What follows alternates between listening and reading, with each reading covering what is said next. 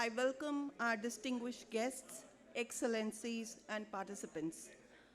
It is my great pleasure to welcome all of you to the UNU Widers Development Conference 2026 hosted by the ISID. We are delighted to have with us leading senior scholars, policymakers, and practitioners who have joined from different parts of the world.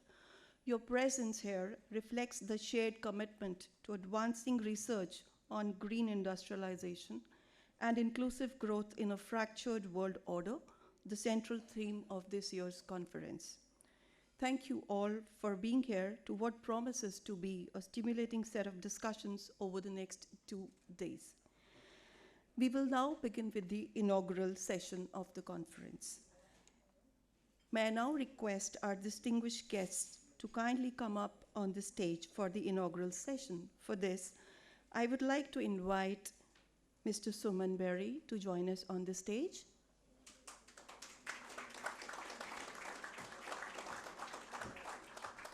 I request Professor Shilidji Marwala to join us.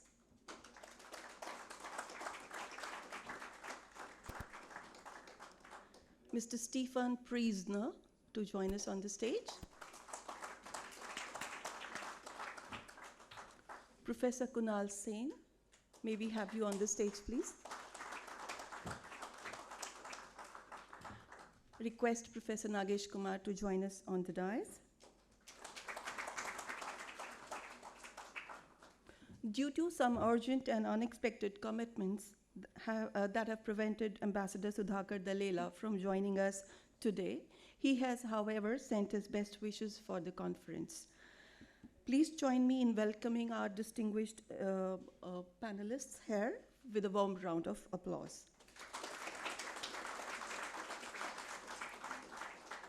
May I now request our distinguished guests to kindly proceed with the ceremonial lighting of the lamp, symbolizing the inauguration of the conference and the pursuit of knowledge. May we also invite Professor Deepak Nair, the Vice Chairman ISID and former Chairman of the wider board, to join us at the lamp lighting ceremony. Can we have the lighter and the candle,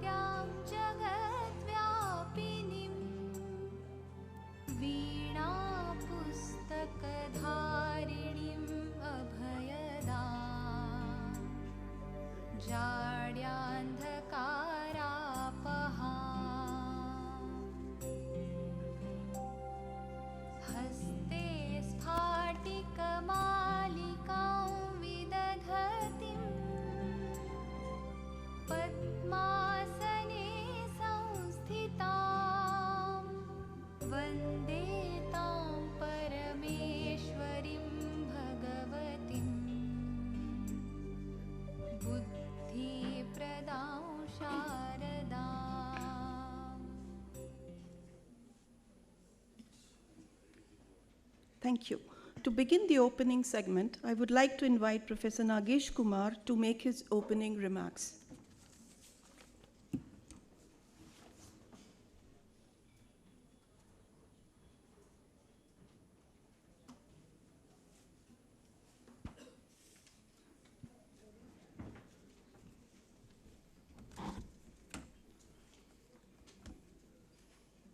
Good evening, everyone. Our chief guest for this evening, Mr. Suman Berry, Rector UNU, Professor Marwala, UN Resident Coordinator, Mr. Stephen Preisner, Professor Martha Chen, the Chairman of Wider Board, Professor Eric Verhoeven, Dr. Jainab Usman, Professor Deepak Nair, Professor Prajapati Trivedi, Dr. Rakesh Mohan, Professor R.K. Bey, Professor Justin Lin, Professor Imran Walodia, Professor Kaushik Basu. I don't see some of these participants are in the room or not. My old and dear friend Kunal Sen, and also Patricia Justino, the Director Designate of WIDER, Excellencies Ambassador Kimo of Finland, and representatives of ambassadors of Indonesia and Russia who are here, and all the very distinguished friends and colleagues. On behalf of the Institute for Studies in Industrial Development, ISRD, it is an honor and privilege to welcome you all to this WIDER Development Conference 2026. And it is for the first time that the conference is held in New Delhi, and actually in the country first time. So it's a very big honor and privilege for ISID and for India. So I'm grateful to Kunal for thinking of bringing the conference to ISID and in Delhi. The conference theme, and I'm sure Kunal will talk about it and brief us why this theme was chosen, but the green industrialization and inclusive growth in a fractured world order resonates so well with India's current development priorities and challenges. As we all know, India has emerged from the COVID pandemic to be the fastest growing major economy, on the cusp of becoming the fourth largest this year, and to become the third largest in a couple of years. We have also adopted the Viksit Bharat, or a developed country by 2047 vision. Realization of that vision, we all are aware, requires that growth rate is accelerated further and become more job-oriented, job-creating and inclusive.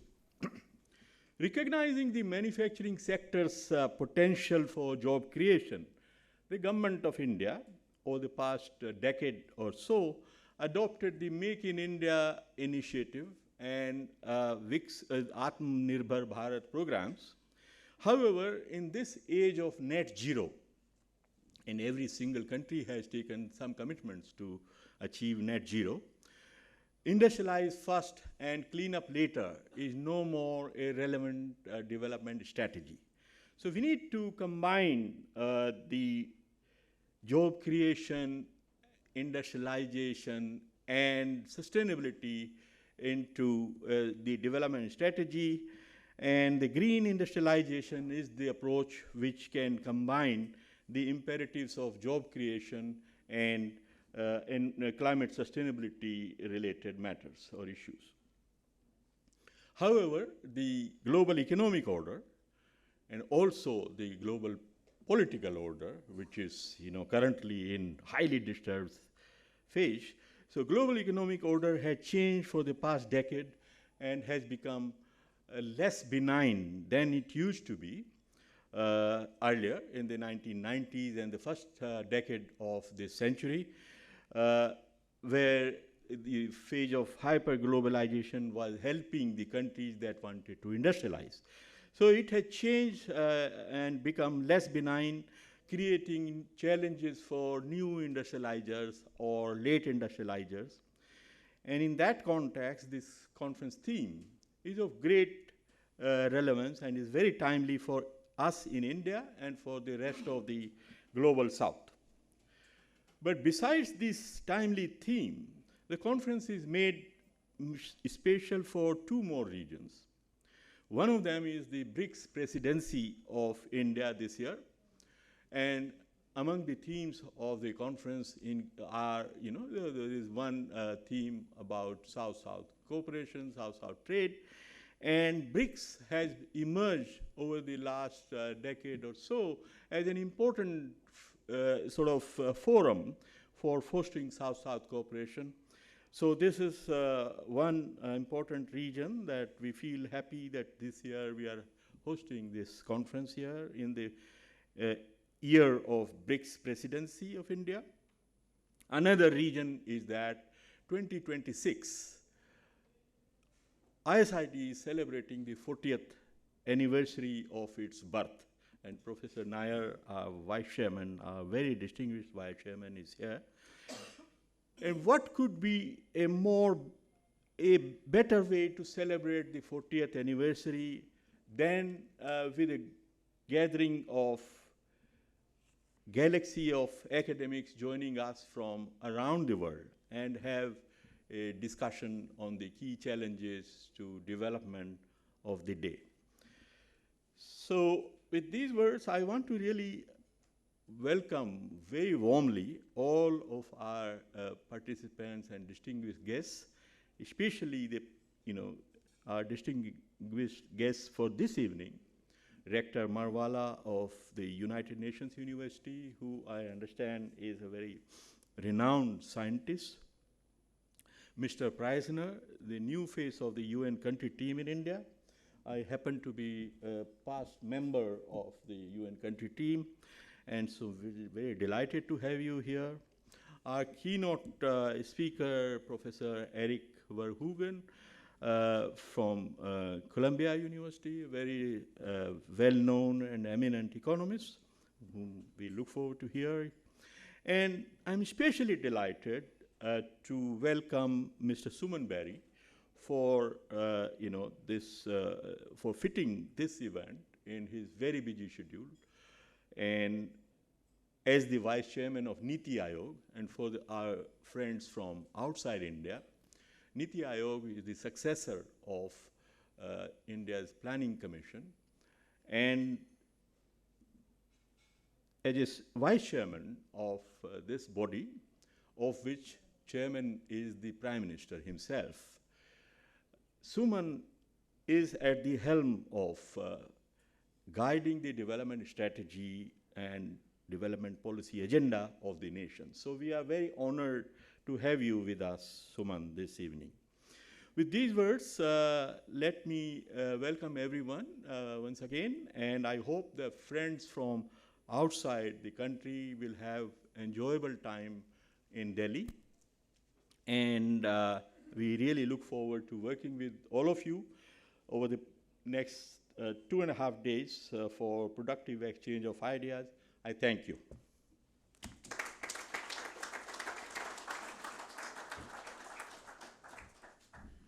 Thank you, Professor Kumar, for those opening remarks and for setting the context of the conference. May I now invite Professor Kunal Sen to deliver the opening remarks.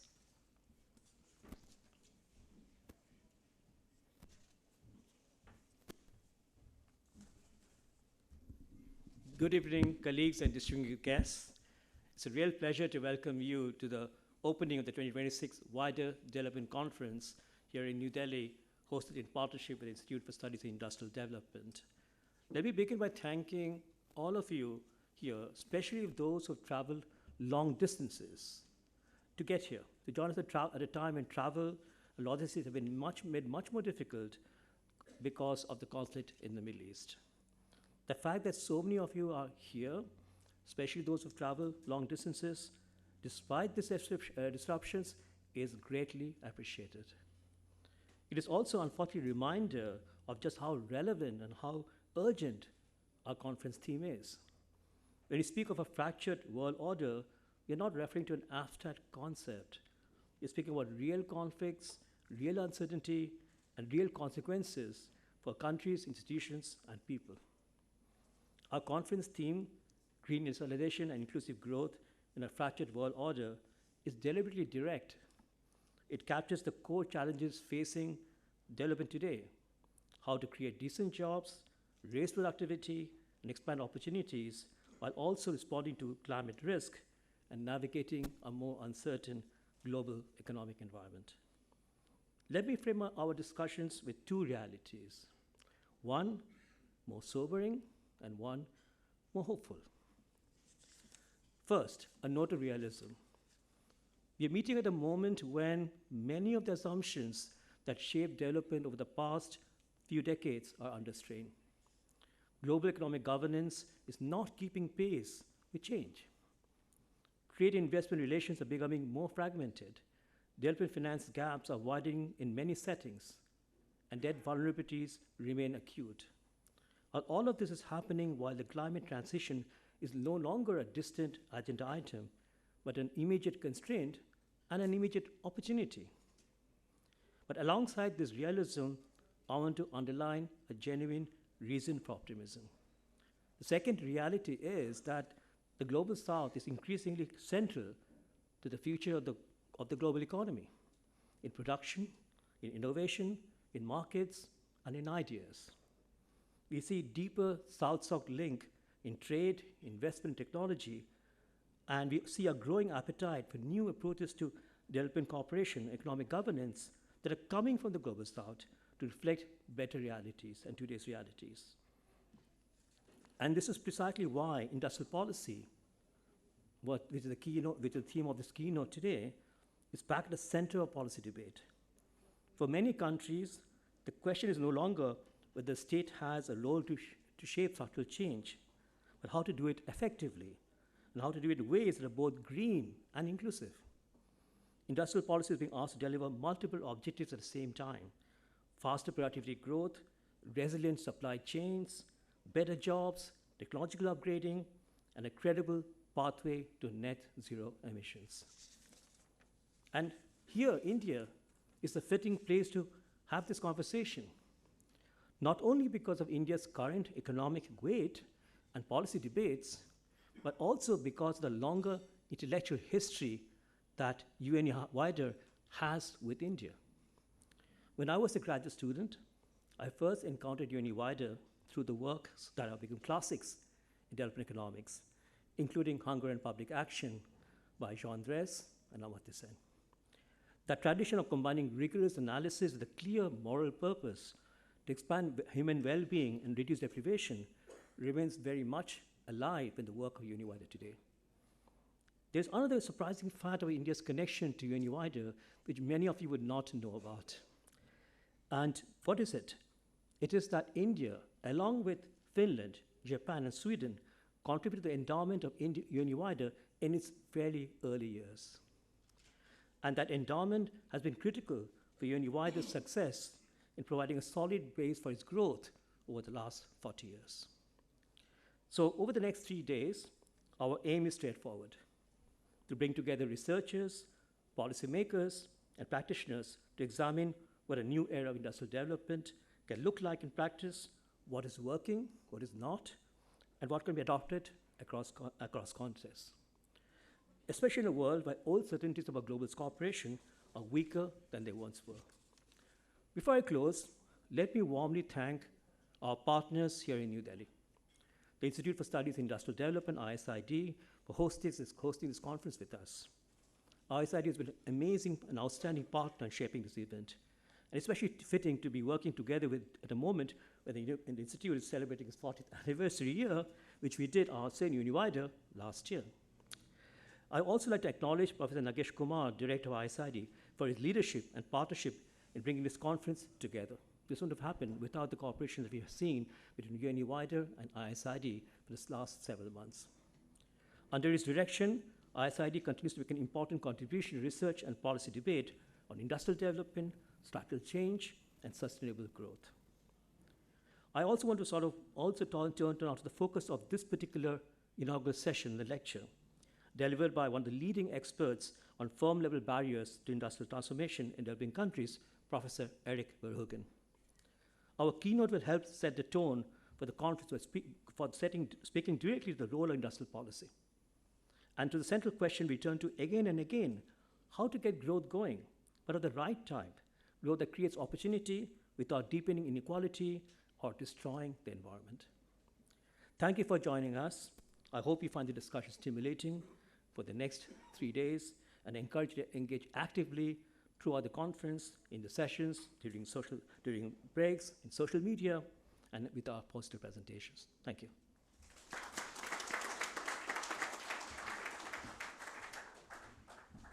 Thank you, Professor Sen, for those remarks. We will now proceed to the special remarks. It is my privilege to invite Professor Stefan Priesner to deliver his remarks. So please.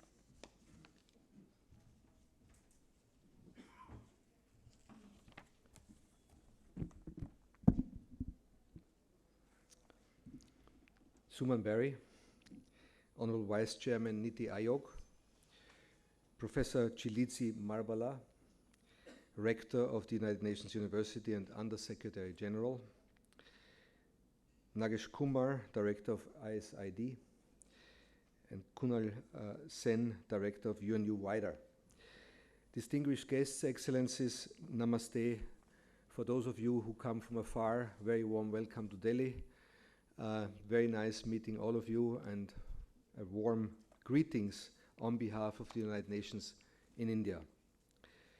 The previous speaker talked about an inspiration during graduate times, and I also would like to start with that.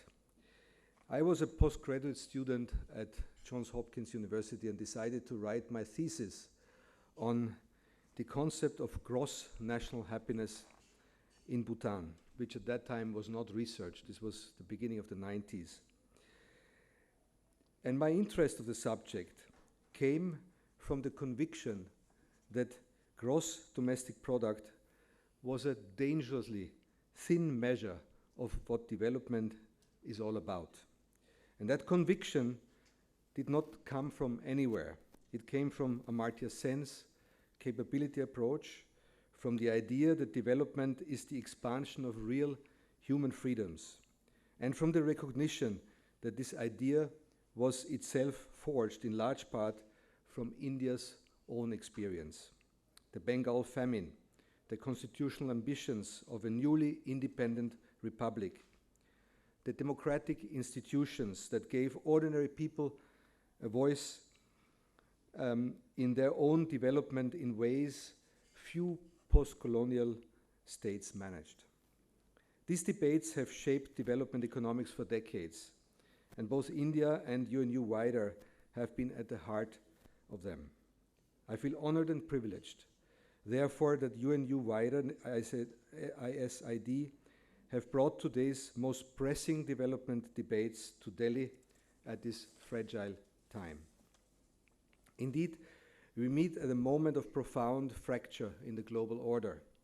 The multilateral system is weakened, the development finance gap is widening, geopolitical realignment is accelerating, and the burden, as always, falls heaviest on countries least able to absorb it. In this environment, the theme of this conference, green industrialization, inclusive growth, fractured world order, is extremely timely, embracing the central policy challenges of our time. India's position in this moment can be seen as one of a bridge. India maintains constructive relationships across every major geopolitical divide, with the global south and the global north, with BRICS partners, with G7 economies. It does not fit neatly into any emerging bloc. That is not a weakness, it's a form of structural power that very few countries possess, and it carries real responsibility. India's BRICS presidency this year is an opportunity to exercise this responsibility, to reframe South-South cooperation, not as a counterbloc, but as a contribution to renewed multilateralism. To advance reform of the international financial architecture, to champion the policy space that developing countries need to build the industries of the future without being caught between competing great power interests. And as the Beyond 2030 conversations begin in earnest, India may wish to be shaping the agenda, not just responding to it.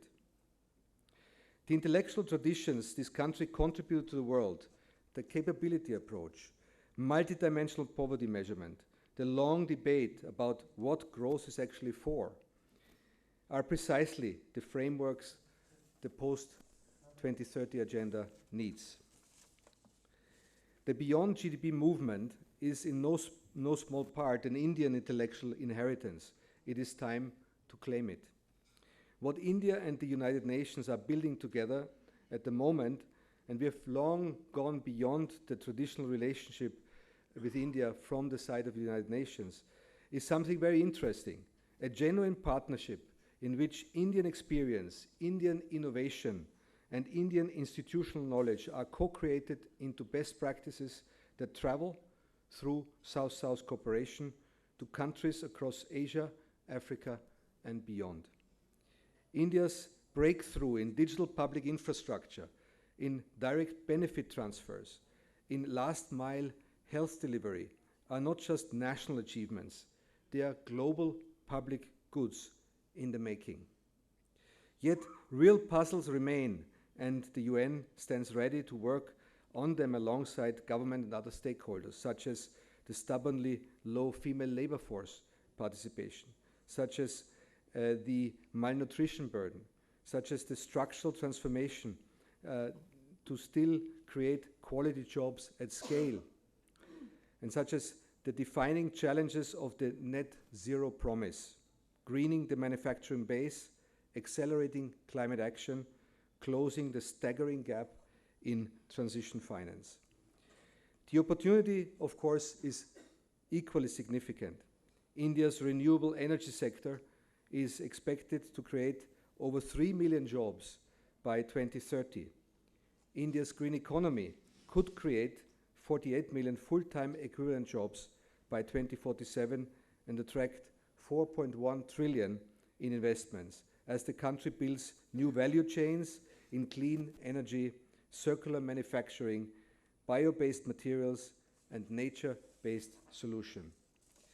The transition, therefore, presents a major development opportunity. UNU Wider and ISID have brought together some of the world's sharpest development thinkers in this city. At this very moment, the knowledge in this room over the next 3 days is a serious resource. I look forward to ambitious, engaged, and stimulating discussions. Thank you very much.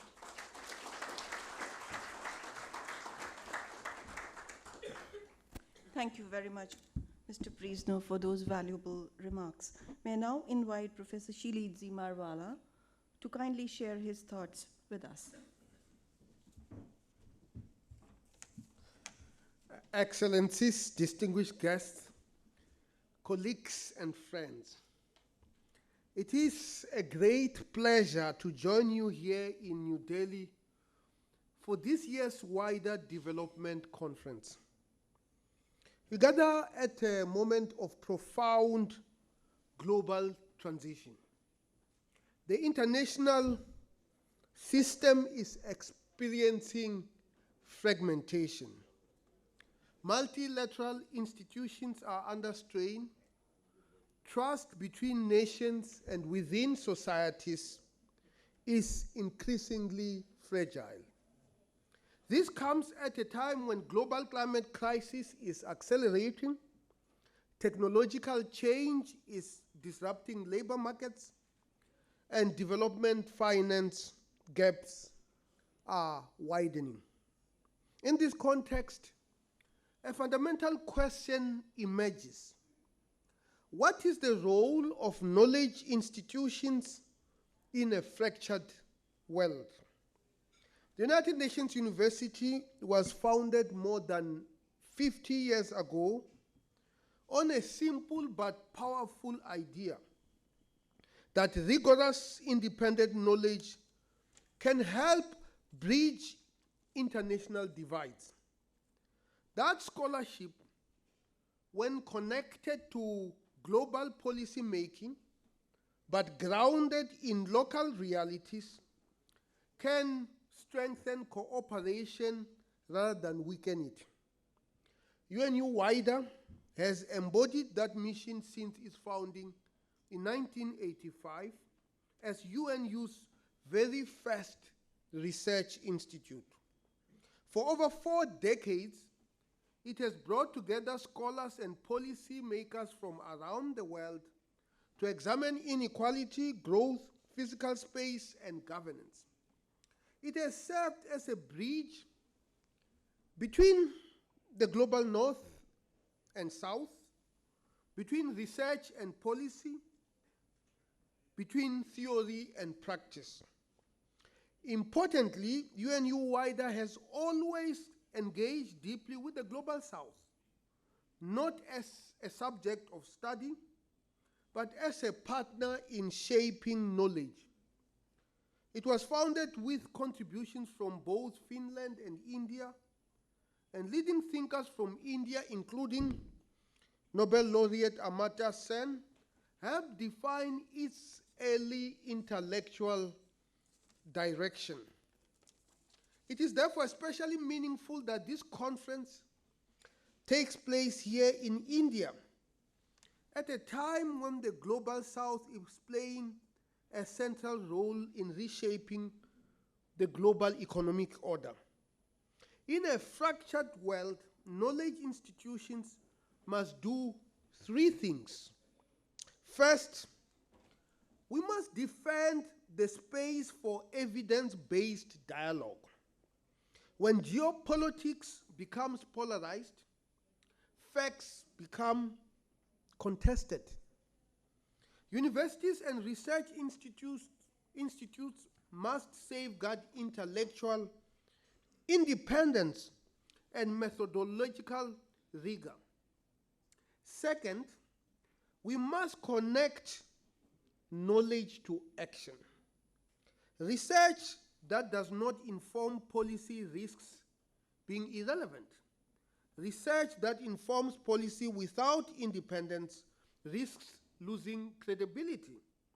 The strength of institutions such as UNU-WIDER lies precisely in maintaining both these issues. Third, we must build networks of trust. Fragmentation is not only institutional, it is relational. Conferences such as this one create spaces where policymakers, scholars, and practitioners can engage across differences. These spaces are not peripheral. They are essential to multilateral cooperation. The theme of this conference, green industrialization and inclusive growth in a fractured world order, reflects this dual challenge. We must transform our economies while maintaining social cohesion. We must pursue industrial policy while respecting ecological limits. We must foster growth while reducing inequality. These are not separate agendas. They are interconnected. As the internal think tank and academic arm of the United Nations University is uniquely positioned to convene conversations that are global in perspective, yet attentive to local realities. Through UNU-WIDER and our broader network, our goal is to support countries in navigating this moment of transition with evidence, insight, and humility. Let me conclude with this reflection. Fragmentation is not destiny. The international system has faced moments of rupture. And on this issue, I am reminded of the book by Charles Dickens. It was the best of times. It was the worst of times. But this is neither the worst of times nor the best of times. But it is through the work that we do in rooms like this that we create a world which becomes the best we can be able to achieve. What has sustained cooperation across decades is not simply diplomacy or finance. It is shared understanding. And shared understanding begins with knowledge. Knowledge that is not biased. Knowledge that does not have any agenda except to inform and to inform people fairly. Allow me to express our deep appreciation to the government and the people of India for the warm welcome we have received and for the privilege of gathering here in New Delhi for this year's wider development conference. I have visited India more than 10 times, but this is the first time I am visiting ever since 2009. And I have seen many of the developments with my own eyes. We are especially grateful to the Institute for Studies in Industrial Development for hosting us on their campus to create an inspiring setting for the next 3 days of discussion and collaborations. Finally, I would like to commend my colleagues at UNU Wider. And I will start with the board under the dynamic leadership of Professor Martin. Please stand up so that you can be applauded for the excellent leadership. And board members, please stand up so that you can also all of you can be seen and be applauded.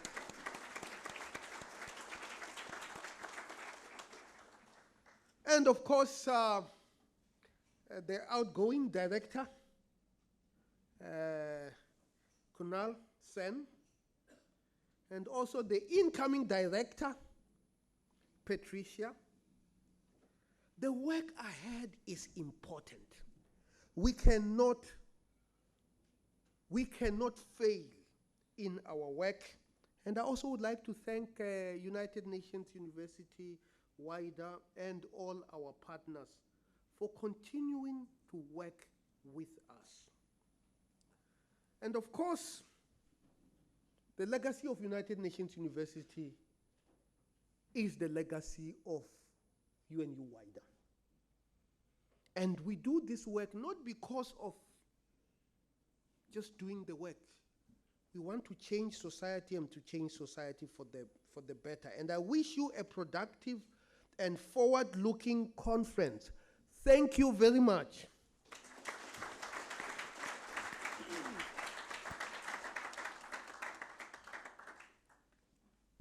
Thank you very much, Professor Marvala, for enriching the session with your views.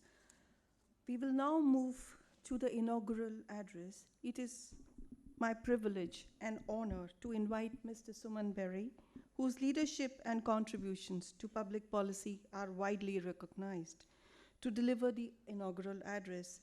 May I request you, sir, to please kindly address the gathering.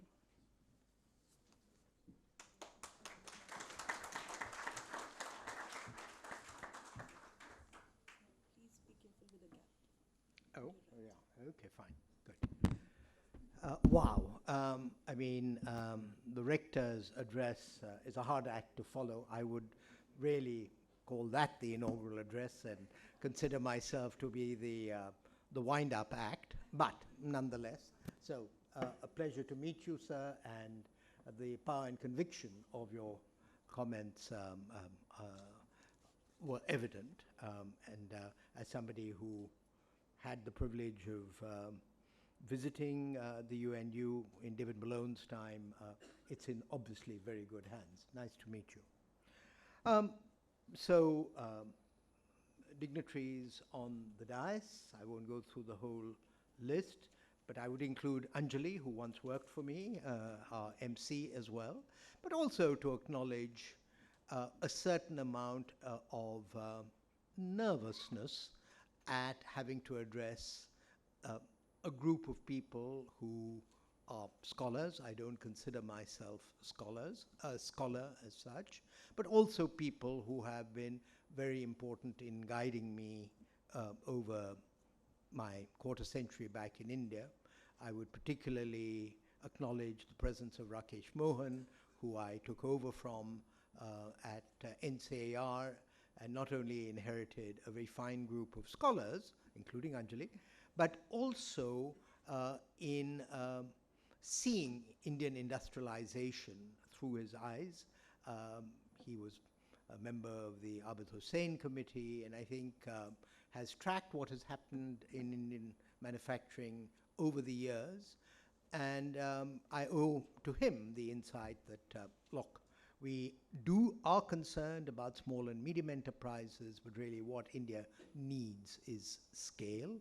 Deepak Nair, who has been a friend and whose late wife was also on my board, many others here as well. And I'm pleased that there's no question and answer following this, because I'm not sure that I would be up to it. Let me also acknowledge the presence of the Finnish ambassador in the room.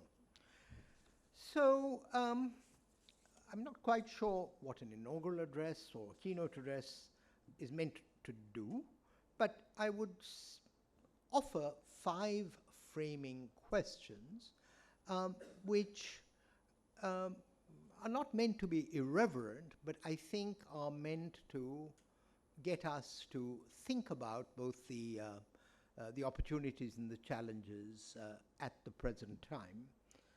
And so the 5 framing questions, and I think the questions in many ways are as important as the answers, are: should we be pleased by the relative success of the BRICS economies in catching up with the G7 over the last quarter century?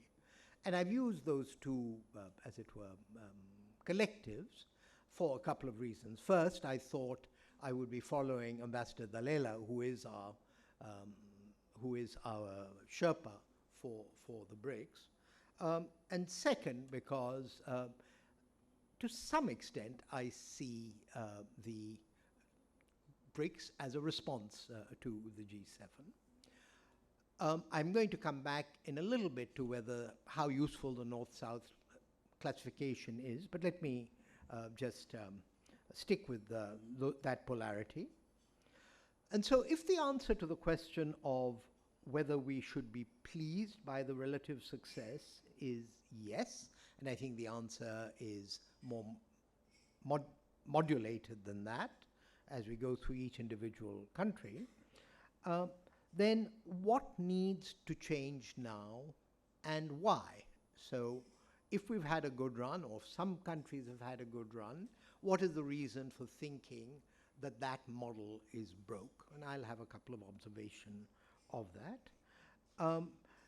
And the question is, first of all, for the BRICS, because that's convenient, but then also for others in the global south. My third question would be, has manufacturing been central to past success? And again, the answer to that is variegated. And as is implicit in, well, the term used is industrialization, but I think many of us see that as a proxy for manufacturing, although mining is an important part of it, and construction, I believe, is also an important part of it. But I think quite a bit of the discussion, certainly that of the inaugural lecture, is about manufacturing. So I think, and we ourselves are very focused on manufacturing. So the question of, has it been central, and can it remain critical to our future success? And then finally, the point that the resident coordinator made, which is, how important is India to the story? And let me just say how, how privileged I am to be the main point of contact with the UN system here, and also to represent India at ECOSOC's high-level political forum on the SDGs. Now, we know that that at least where the share of the global economy is concerned, the BRICS economies have narrowed the gap with the G7 at purchasing power parity terms. The G7's share of global GDP declined from about 44% in 2000 to approximately 30% by 2025, and emerging economies as a group gained ground. And it's worth saying that this transformation was anticipated in 2003 to some extent by Jim O'Neill's Dreaming with BRICS, the path to 2050. His argument then was about Brazil, Russia, India, and China. This group then co-opted South Africa to turn BRIC, which was in the title of the O'Neill paper, to BRICS. And that's going to be the cohort I'm going to talk about. And I think 2 points, just to take us back to that time, and I'm old enough to have lived through that time. First, that it was in 1981 when developing economies started to be called emerging markets, and this was actually by Antoine van Akmel at the IFC in those days. And just to say that before that, essentially going back to Gunnar Myrdal, developing economies were seen as basket cases, except for a few who had sort of escaped. And what Jim O'Neill said in his paper was that that was not the way to think of it, that the future was with the BRICS. This may seem commonplace now, but at the time it was close to being revolutionary. And the argument for it at that time, and that I think has been vindicated, is that it was demographics and productivity that were what was going to be behind this transformation of the world. So, the fact of the matter is that more than many of us who worked in development at that time, in fact, I had just moved back from the World Bank to NCAR about the time the paper came out, we would have been very pleased about the shift in global economic activity and power that has taken place in the last quarter century. And so does that mean that we shouldn't be hand-wringing, that we shouldn't be I think we should celebrate success is really the point I'm trying to make. And therefore, I think we need to be a bit circumspect about what is the baby and what is the bathwater, and not throwing out the baby with the bathwater. Now, there are differences in the relative success of the BRICS countries. I think it's fair to say that India and China had fared better because they were poorer, and because they had the demographic tailwinds, China earlier, India arguably now. And I think the productivity story is also quite differentiated. So some numbers that my team who are in the audience have put together is that China in 2000 was 4% of labor productivity of the US, and by 2024 was 24% of the labor productivity of the US. And I'll motivate the focus on labor productivity with respect to India in a minute. Russia, on the other hand, so there was massive narrowing of the productivity gap. Russia, actually, there was a slight narrowing. It went from 22% of US levels at that time to 22% of US levels in 2024. Brazil, unfortunately, there was a slight widening of labor productivity, with the US being 100%. It went from 25% to 21 to 23%. South Africa, there was also a widening. And in India's, so it went from 30% down to 24%. And so in India's case, we were 5% of US productivity levels in 2000, and we're around 11 to 13% today. And so as we look to the future, to me, the real questions are about what are the opportunities and what are the challenges for raising labor productivity in very different contexts. The labor productivity data come from the ILO. So for a country like India, which is by some distance the least affluent member of the G20 and I think of the BRICS as well, we are faced with the challenge of, well, we need to increase labor productivity because we know that labor productivity growth is very highly correlated with per capita income growth, but secondly, because people want better jobs and they want better pay, and you're not going to get better pay until your labor productivity rises. So the issue of raising, as it were, income levels for people who want to benefit from growth boils down in many ways to a question of labor productivity.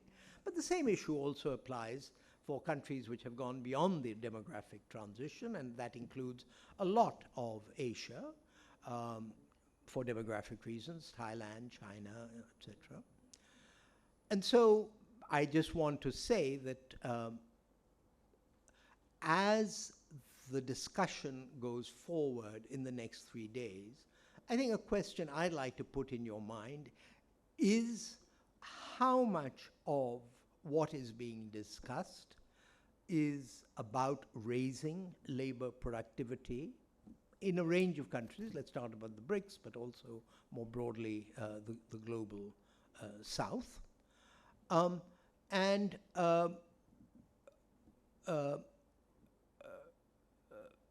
What are the opportunities and or how is the world different and what are the opportunities and challenges? So the way I see the opportunities is that technology-driven growth, at least in India, is seen as an opportunity. Okay, we've just had an AI Impact Summit. It is going to involve a shift of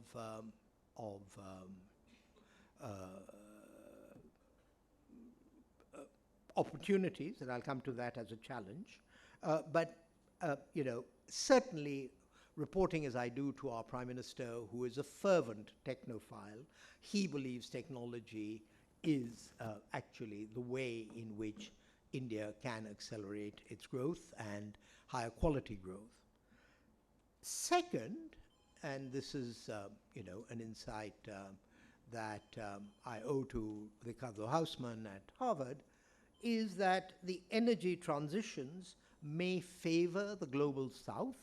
And his argument, which I think makes sense, is that that the world of the last 50, 60 years, because the world of crude oil is really post-war, was a world with mobile energy.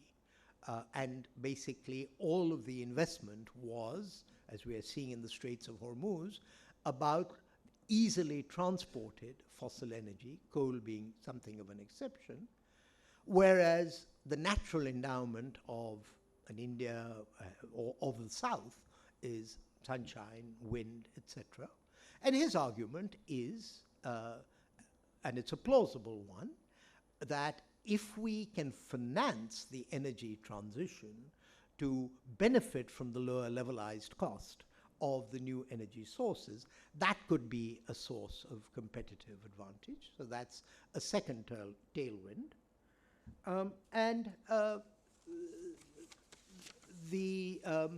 I think these provide an opportunity for leapfrogging traditional pathways, but, and I'll come to the manufacturing issue in just a minute, but it also does include quite probably the obsolescence of existing human capital.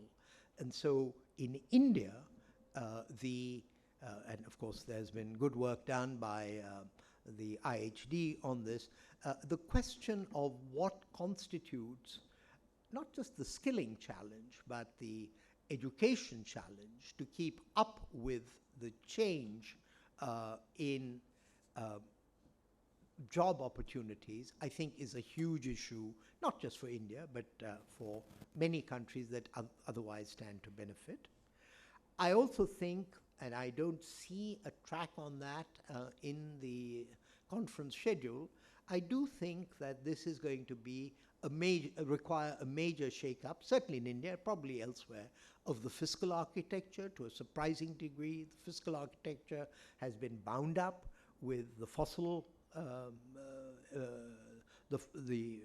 fossil energy situation.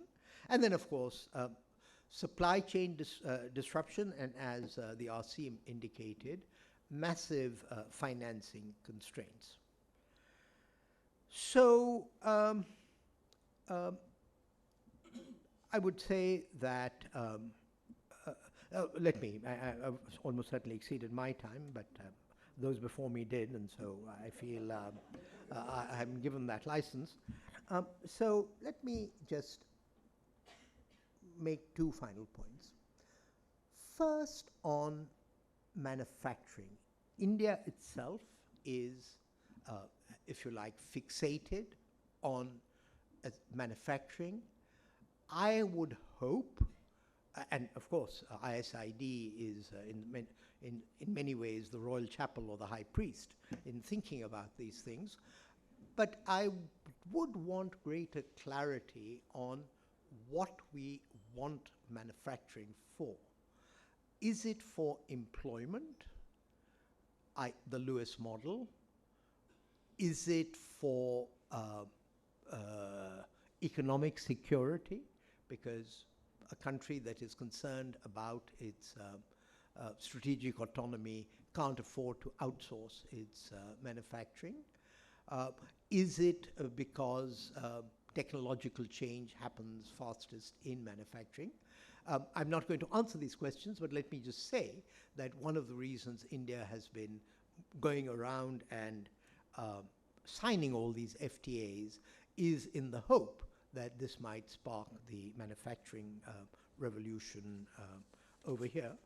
But let me also say that somewhat counterintuitively, my colleague Arvind Virmani, who is thinking deeply about these things, he actually believes that it will be easier for India's semi-skilled labor to make transitions to the services sector rather than leap to, as it were, the high quality or the high ambition manufacturing, which now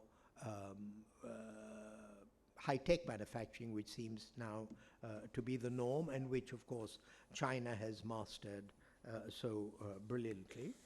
And then finally, South-North.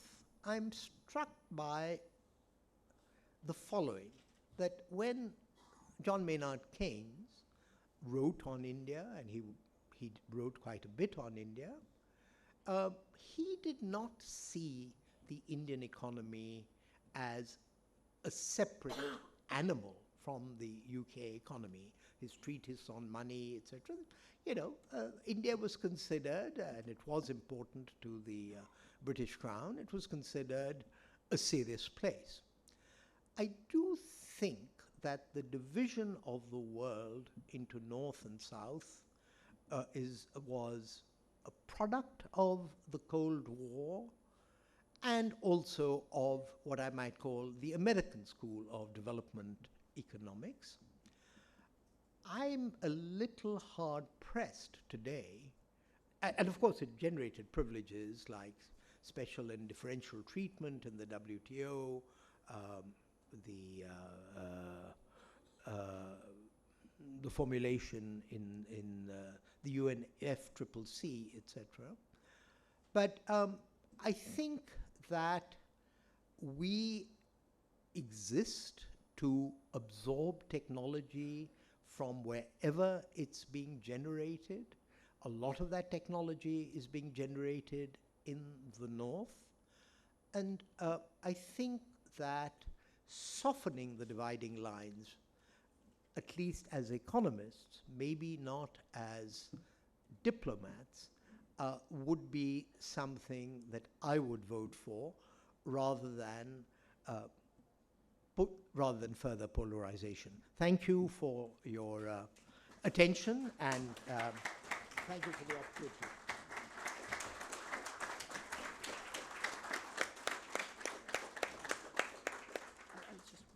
Thank you very much, sir, for your inspiring inaugural address and for sharing your valuable perspectives with us today.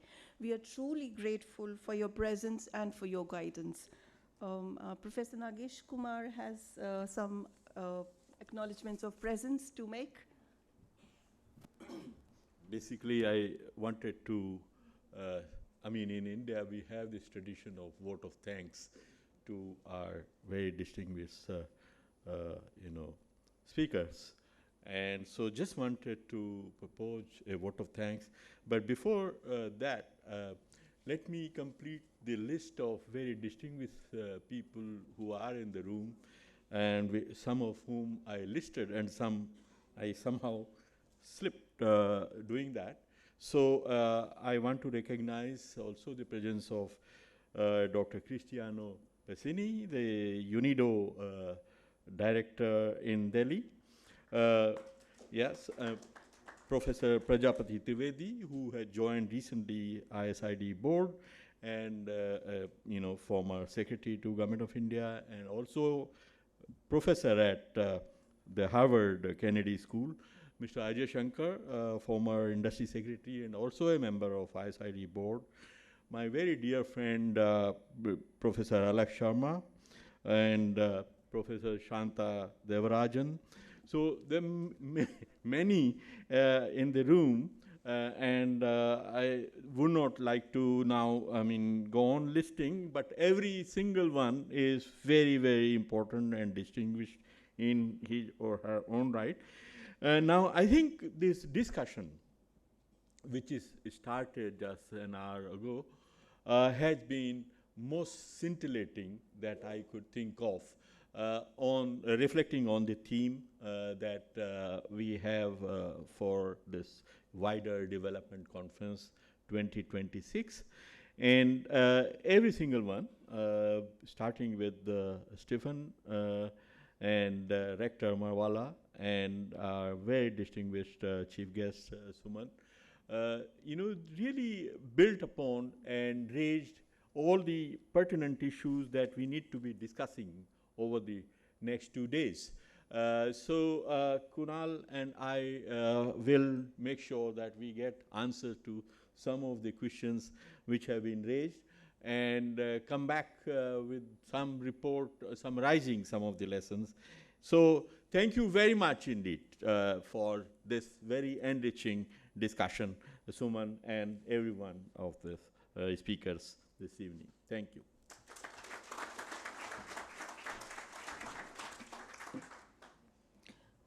We now have a very quick session for memento presentation, for which I request our youngest fraternities to bring the memento on the stage.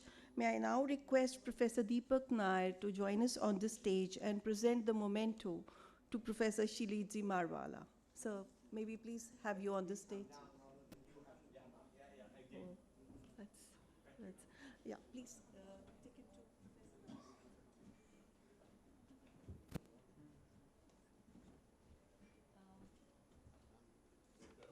Just join, go after him, go after him.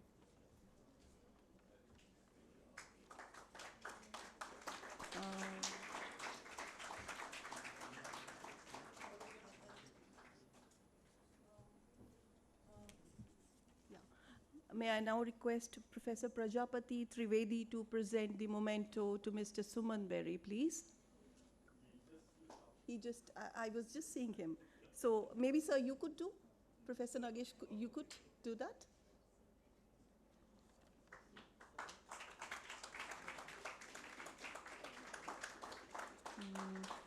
That one.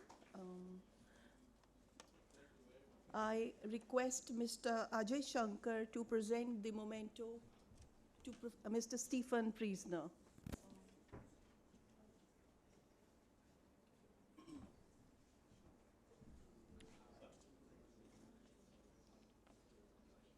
Yes, sir. There's one more? No. Yes, sir. I'm now requesting Professor Nagesh Kumar to present the memento to Professor Kunal Sen.